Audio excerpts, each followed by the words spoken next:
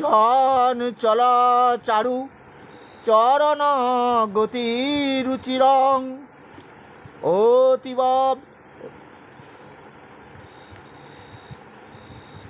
মঞ্জির। আবার বলি শ্লোকটা।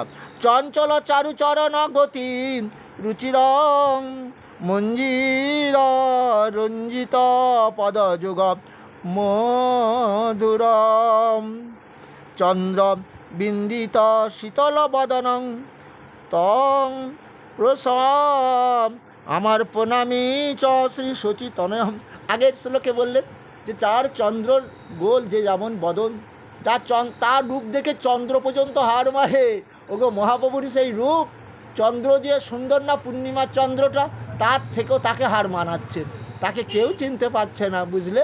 তাই এই শ্লোকে বলা হলো যার আমার কি বলা হলো, যার চঞ্চল পদে গমন ভঙ্গি মনোহর মঞ্জুরি নূপুর, যার পাদদয়ের মাধুর্য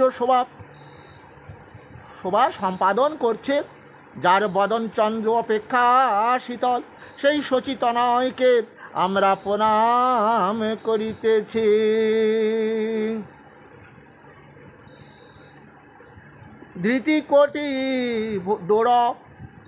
ধৃতিকোটি ডোর কমণ্ডল দণ্ডং দিব্য কলে বড় মুণ্ডিত মুণ্ডং দুর্জনম কলমস খণ্ডন দণ্ডং তং প্রণামি চ শ্রী সচিতনয়ম। আজ কি বলছেন ভগবানের রূপ, কোটি দেশে দৌড়। অর্থাৎ যখন 25 বছর বয়স থেকে শিক্ষা দিচ্ছে, 25 বছর বয়সে দীক্ষা নিয়েছিলেন, তার আগের বয়সগুলো সেই 12, 13 কি 14, 15 থেকে জীবকে শিক্ষা দিচ্ছেন, টোল খুলেছিলেন। কিন্তু দেখলেন যেটা আমার জ্ঞানের কথা শুনতেই চাইছে না। তাই তিনি ভাবলেন যদি আমি সন্ন্যাসী হই তাহলে নিশ্চয়ই ওরা সন্ন্যাসীকে সম্মান দেবে, সেই সন্ন্যাসীর জ্ঞানের কথা ওরা মানবে। তাই আজ বিষ্ণুপ্রিয়াকে বলছে, ওগো বিষ্ণুপ্রিয়া, তুমি আমায় অনুমতি দাও। কিসের অনুমতি স্বামী? আমি তোমাকে কি করেছিলাম, যদেবং হৃদয়ং তব তদেবং হৃদয়ং মম। আমি যে মন্ত্র বলে যে তোমাকে বিবাহ করেছিলাম, কিন্তু পাপা হত কলির জীবদের কৃষ্ণ নাম ভজাইতে যে আমাকে হবে, এদের অকাল মৃত্যু রোধ করতে হবে, তাই অনুমতি দাও। ওগো একে একে স্ত্রীকে এবং মাকে সবাইকে ত্যাগ দিয়ে সেই ভগবান কলির জীবের পরম মঙ্গলের জন্য দাঁড়ে দাঁড়ে গিয়ে কেঁদে কেঁদে এই নাম বেলাচ্ছেন। ওগো তোমরা ভজ কৃষ্ণ, বলো কৃষ্ণ, লহ কৃষ্ণ শিক্ষা।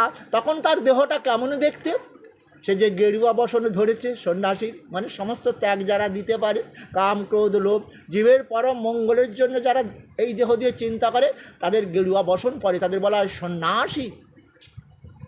তাই কোটি দেশ, হ্যাঁ মানে কোমর থেকে কি হয়েছে সারা, তার হাতে কি আছে, দণ্ড আছে।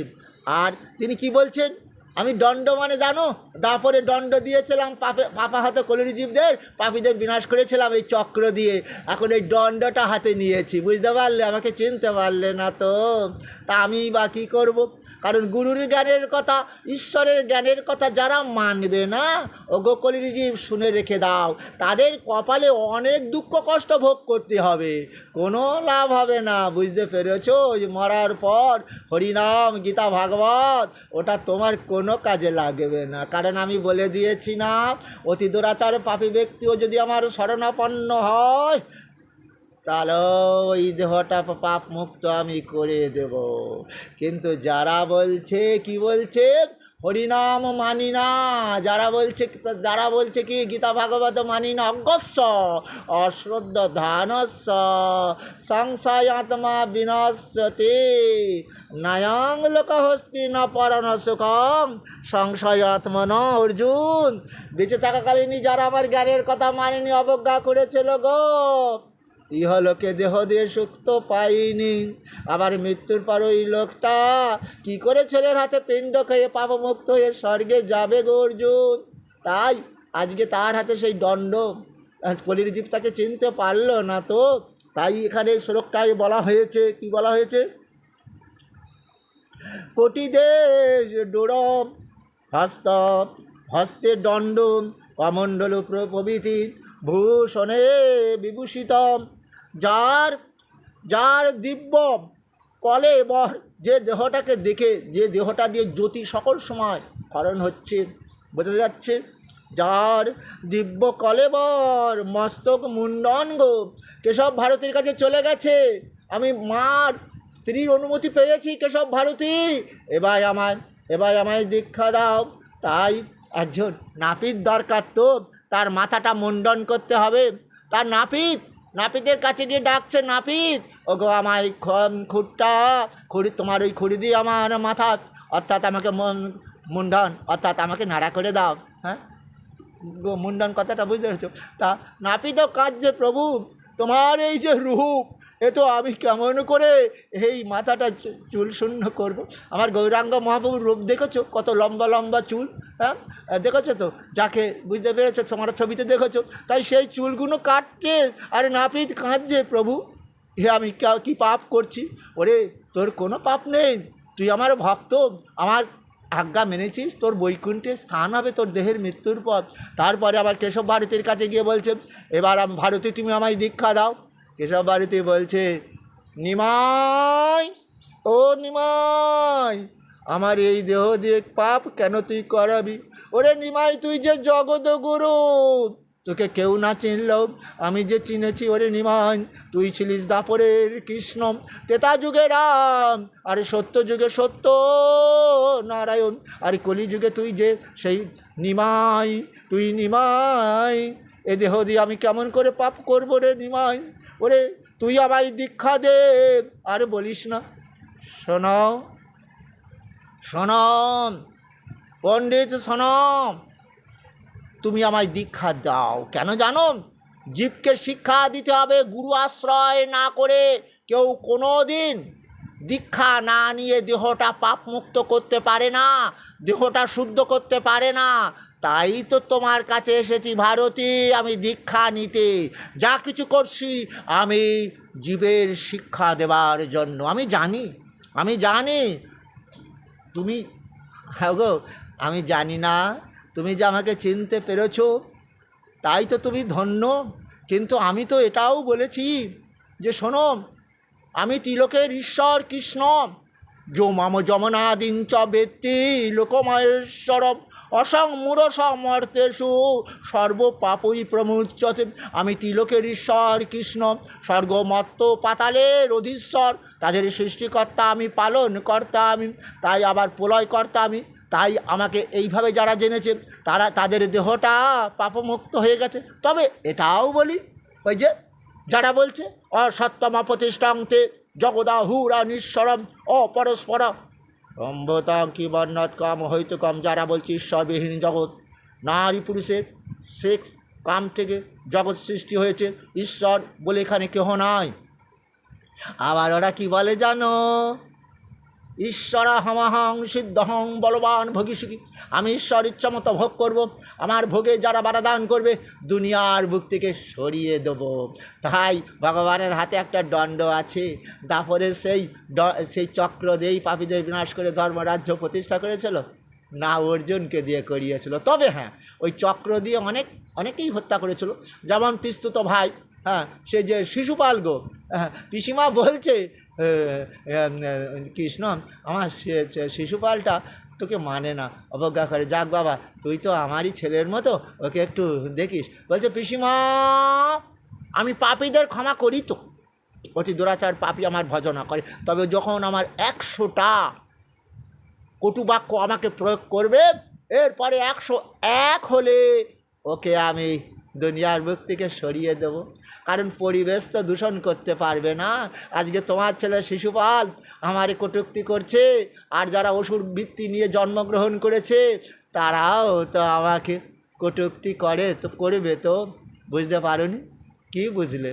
দেখছো না পথে ঘাটে গোপাল জর্দা, গোপী জর্দা, শঙ্কর চানাচুর, সানলাইট, সানের ছবি কোথায়? সার্ফের প্যাকেটে। কী ভাবলে সূর্যদেবতার পূজা করবে, ভগবান কৃষ্ণ পূজা করবে, লক্ষ্মী ফসফেট, কত ফসফেট দেবে, ক্ষেত ফসল শূন্য, গাভী দুগ্ধ শূন্য, নদী জল শূন্য।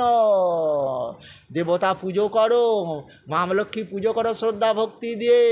বুঝতে পেরেছো? আজকের দিনটা ওই যে যন্ত্রপাতি যাদের আছে, কারখানা টারখানা, তারা আজকে কার পুজো করছে? বিশ্বকর্মা বাবার। তা বাবা বিশ্বকর্মাটা কে? তার আগে পুজো করলাম কি? ও প্রভু বিশ্বকর্মা দেবতায় নমঃ নমঃ। ওমটা মানেই তো কৃষ্ণ পূজা হলো আগে। শোনো অর্জুন, ওই যে বিশ্বকর্মা পূজার পর যজ্ঞ হবে, হোমযজ্ঞ। সেই যজ্ঞটা কে অর্জুন? অহম কতুরহং যজ্ঞ সদাহ মৌষধম মন্ত্র হমহ মে বাজ্যমহগ্নিরামুতম। হ্যাঁ অর্জুন, আমি সেই কৃষ্ণ, আমি ক্রতু, আমি যজ্ঞ, আমি সদা, আমি শান্তি, আমি মন্ত্র, আমি ঘৃত অগ্নি। তাহলে বুঝতে পারলে কোন যজ্ঞ করছো আজকে? তবু যেন একটু হরিনাম তোমরা যেন বদন দিয়ে করো, কিন্তু ওটাই তোমার পারের করি গো। তখন তো সেই বলবে, তোমার ছেলে কি বলবে? ও নম নম ব্রাহ্মণ দেবায় গো ব্রাহ্মণ হিতায় চ জগোদ্ধৃতায় প্রভু শ্রীকৃষ্ণায় প্রভু গোবিন্দায় নমঃ নমঃ। পাপ বাবু কর্মহং পাপাত্মা পাপ সম্ভব ত্রাইমাং পুণ্ডরীকাক্ষ সর্ব পাপ হরও হরি। হে হরি, আমার বাবা অনেক পাপ করেছে, এখন কোথায় আছে জানো? হ্যাঁ, পেট লোকে আছে, নরক যন্ত্রণা ভোগ করছে, কষ্ট পাচ্ছে। তুমি তো সমস্ত জীবের পাপ হরণ করে নাও, তাদের পাপ থেকে মুক্ত করে দাও, আমার বাবাকেও একটু স্বর্গলাভ করাও। কে তুমি? করুণার সিন্ধু তুমি। তোমার ওই সিন্ধুতে যত জল আছে, তোমারও তো করুণার শেষ নেই, তুমি তাই করুণার সিন্ধু নামে পরিচিত। করুণার সিন্ধু, দিনের বন্ধু, যার পয়সা করিও নেই, ভালো করে তোমাকে পূজা টুজা করতে পারে না। তুমি যে বলেছ শুনি করি নাই যার, তুমি তারে করো পার। কি গো, তোমার নাম করলে শুনেছি জীব পাপ মুক্ত হয়ে পরপারে যায়। তাই আমার নাইকো করি ও গো আমার শিহরি। দেখো ঝুলি ধরে, এই দেখো আমার ঝুলিতে একটা কানা করি নেই, একটা করি নেই। কি গো, করি নেই তা কি? ওই যে ভগবান বলল মান মনা ভব মদ ভক্ত মদ যাজেদ মাং নমস করো। হ্যাঁ, মামে বৈশ্বসী যুক্তৈব আত্মানাম। অর্জুন, মত পরায়ণ আমাকে কীভাবে মন দেবে? আমি যে ওই যেমন বললে আমার পুত্রগণ, আমার পিতামহ, আমার মাতল কুল, আমিও তো ওরা নিত্য, আমি যে কৃষ্ণ নিত্য, তোমার দেহের মধ্যে তো আমি রয়েছি আত্মার। তাহলে আমি কি তোমার আপনজন নই? তাই তোমরা যেমন পুত্রকে স্নেহ করো, আমাকে ওই পুত্রের মতো আমিও যে তোমার। পুত্র ছাড়া গতি নেই তো, বুড়ো হবে, পুত্রই খেটে খুটে খাওয়াবে, দেহে সুখ শান্তি দেবে, ভালো ভালো ডাক্তার দেখাবে, আবার মরার পর পিণ্ড তৈরি করে তোমাকে স্বর্গলাভ করাবে। তো তাই তো তোমরা পুত্র চাও। তো অর্জুন, কুরুক্ষেত্রের যুদ্ধে তোমার পুত্রগণ একটাও বেঁচে থাকবে না, তাহলে তোমার মৃত্যুর পর পিণ্ড দেবে কে গো?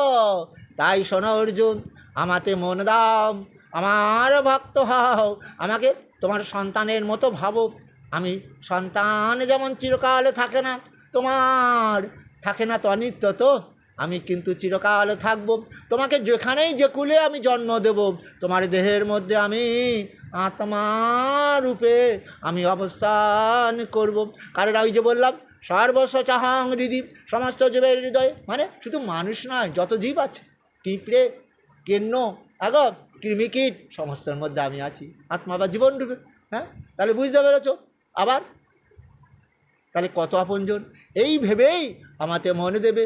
হ্যাঁ, অনেকে দেয় রোগের শোকে, যখন দেখছে আর বাঁচবে না, অনেক পয়সা খরচ করে, তখন বলল ঠাকুর ঠাকুর আর কত কষ্ট দেবে, যারা পিছু এলো আগে গেল, আমি রইলাম পড়ে। হ্যাঁ ঠাকুর, আর পারছি না রোগের যন্ত্রণা ভোগ করতে, এ জগতে আমার কেউ আপন নেই। তখনও বলল ঠাকুর, ওই যে কীভাবে রোগে শোকে যারা ভক্ত হয় তারাও আমার ভক্ত, তাদেরও তো আমি কৃপা করি, কারণ ও নিজের ভুল বুঝতে পেরেছে, অহম ত্যাগ করেছে।